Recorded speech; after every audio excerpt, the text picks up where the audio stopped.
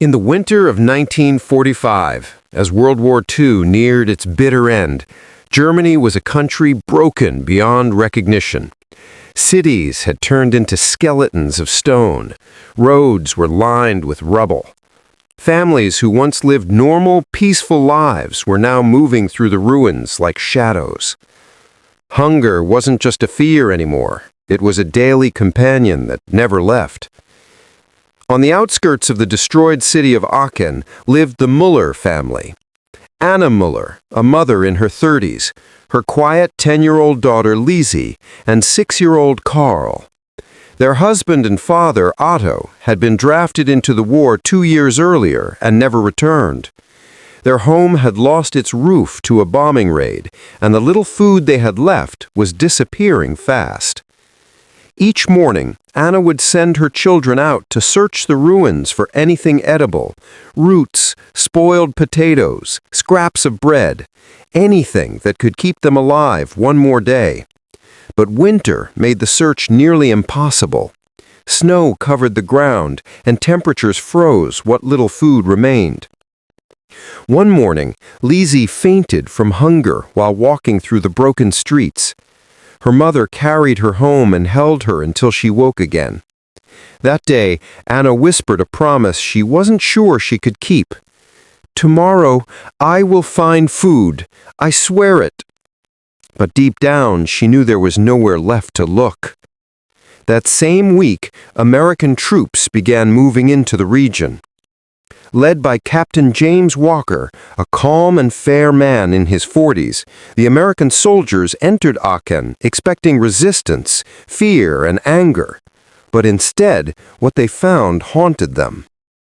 Silent streets, thin faces, children staring with hollow eyes, a city not fighting anymore, but barely surviving. Walker knew the war wasn't won simply because the shooting had slowed. Now came another battle, helping civilians who had nothing left. Still, they were under strict military orders. No direct feeding of civilians. Supplies must remain with the troops. It was a rule meant to keep order, but war is not made of rules. It is made of people, and people have hearts. One freezing afternoon, Anna Müller wrapped her children in thin layers of cloth and headed toward an abandoned railway station. She had heard rumors that soldiers sometimes passed nearby. Perhaps someone might help. She didn't expect kindness. She didn't even expect survival. She just hoped for a miracle. As they reached the station, little Karl stumbled and fell. Tears rolled down his cheeks, not from the fall, but from hunger. His sister, Lizzie, lifted him gently, but she too was barely standing. Her mother knelt beside them, whispering, "Hold on, please hold on." That's when they heard the sound of boots crunching on snow. Anna froze. Slowly, she turned and found a group of American soldiers standing a few meters away. Their uniforms were heavy, their faces tired, but their eyes widened when they saw the children. At the front was Captain Walker. He took one long look at the pale, shaking children clinging to their mother, and everything inside him shifted. These weren't enemies. These were simply human beings. He stepped forward gently. "Ma'am, are you all right?" Anna didn't understand his words, but she understood his tone. She tried to stand tall, but her voice trembled. "Bitte, meine Kinder, food." Lizzie, gathering courage, whispered softly, "Hunger, please." And just like that, the war faded from their minds.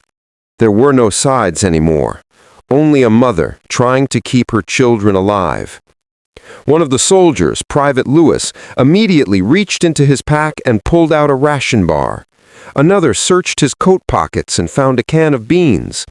A third tore open his own lunch packet. Captain Walker hesitated only for a moment. He knew giving away supplies could mean trouble, but he also knew something else. Sometimes humanity must come before orders. He gave a quiet nod. Anna stared at the pile of food being placed in her hands: bread, dried fruit, canned meat. Her lips trembled. She tried to speak, but no words came. The children didn't wait. Carl opened the bar of chocolate first, the first sweet thing he had tasted in almost a year. He took one bite and broke it in half and handed it to his sister. Even the soldiers felt their throats tighten. Anna finally collapsed to her knees, not from weakness, but from overwhelming emotion. She covered her face with her hands and cried, loud and uncontrollably. Not because she was afraid, but because for the first time in months, she felt hope. The next day, the soldiers returned to the same station. So did Anna and her children. The Americans brought more food, whatever they could hide without being noticed: extra bread, canned soup, army biscuits, leftover rations.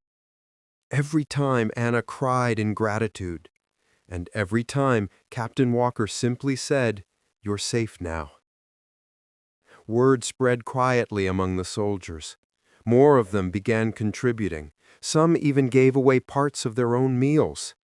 It became their shared mission: save the children, save the family, save what little innocence war hadn't already destroyed. One afternoon, a strict senior officer arrived on inspection. He noticed unusually low ration numbers and questioned the men. Captain Walker's heart pounded.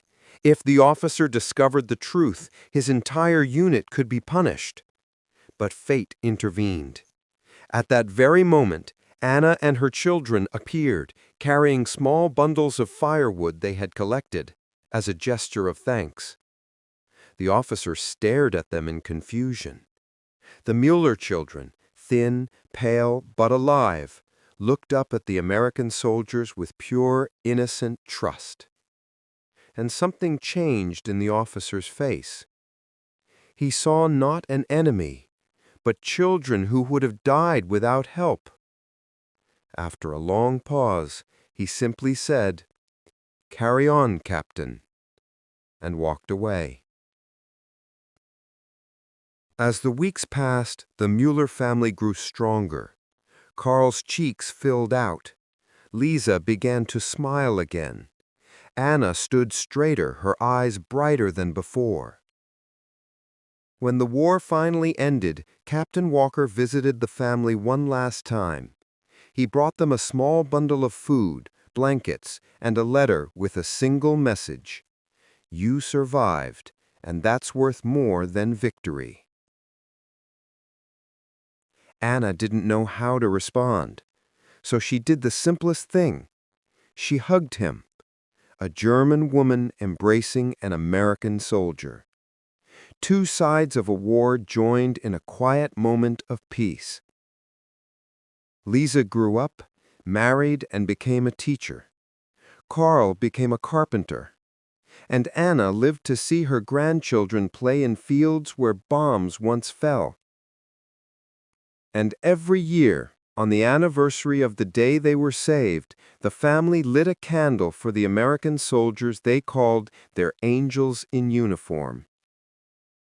Captain Walker returned to America, but he never forgot the starving children in the snow, how they looked at him not as a soldier, but as a human being.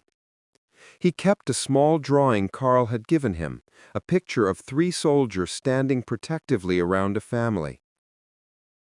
On the back were written the only English words Carl knew: "Thank you, life."